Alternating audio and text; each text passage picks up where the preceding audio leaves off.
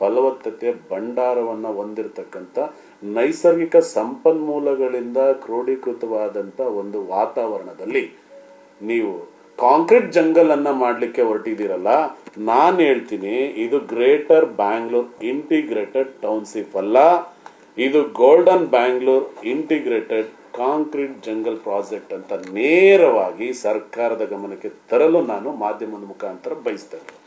ಯಾವ ಪುರುಷಾರ್ಥಕ್ಕೆ ನೀವು ಆ ಗೋಲ್ಡನ್ ಬೆಂಗಳೂರನ್ನ, ಆ ಗಾರ್ಡನ್ ಬೆಂಗಳೂರನ್ನ, ಉದ್ಯಮಿ ನಗರಗಳನ್ನ ಇವತ್ತು ಸ್ಮಶಾನ ಮಾಡಲಿಕ್ಕೆ ಹೊರಟಿದ್ದೀರಿ? ಸ್ವಲ್ಪ ನಿಮಗೆ ಯೋಚನೆ ಬೇಡವಾ? ತೆಂಗಿನ ಮರನ್ನ ನಮ್ಮ ಸನಾತನ ಧರ್ಮದಲ್ಲಿ ಏನಂತ ಕರಿತೀವಿ? ಇವತ್ತು ಒಬ್ಬ ಸಾಮಾನ್ಯ ಪ್ರಜೆ ಒಂದು ತೆಂಗಿನ ಮರವನ್ನ ಕಡಿದು ಮನೆ ಕಟ್ಟಲಿಕ್ಕೆ ಬಯಸ್ಲಿಕ್ಕಿಲ್ಲ.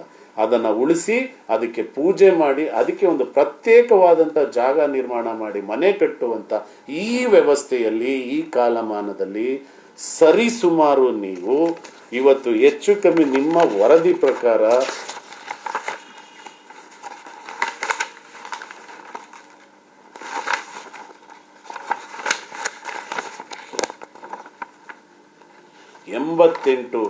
ಸಾವಿರ ತೆಂಗಿನ ಮರವನ್ನು ಕಡಿಲಿಕ್ಕೆ ಹೋಗ್ತಾ ಇದ್ದೀರಲ್ಲ, ಇದು ಸರ್ಕಾರಕ್ಕೆ, ರಾಜ್ಯದ ಜನತೆಯ ಶಾಪ ಒಂದಷ್ಟೇ ಅಲ್ಲ, ಕಲ್ಪವೃಕ್ಷವನ್ನ ಕಡಿದಂಥ ಶಾಪನು ಕೂಡ ನಿಮಗೆ ತಟ್ಟದೆ ಬಿಡುತ್ತೆ ಎಂಬ ಪ್ರಶ್ನೆ ನಮ್ಮಲ್ಲೂ ಕೂಡ ಕಾಡ್ತಾ ಇದೆ.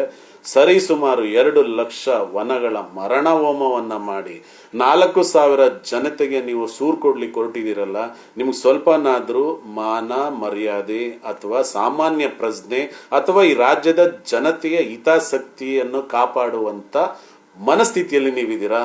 ಯಾಕ್ರಿ ನಿಮ್ಗೆ ರಿಯಲ್ ಎಸ್ಟೇಟ್ ಮಾಡತಕ್ಕಂಥ ಆಸೆ, ಅಭಿಲಾಷೆ, ಅಪೇಕ್ಷೆ? ಯಾರ ಲಾಭಿಗೋಸ್ಕರ ಮಾಡ್ತಿದ್ದೀರಿ?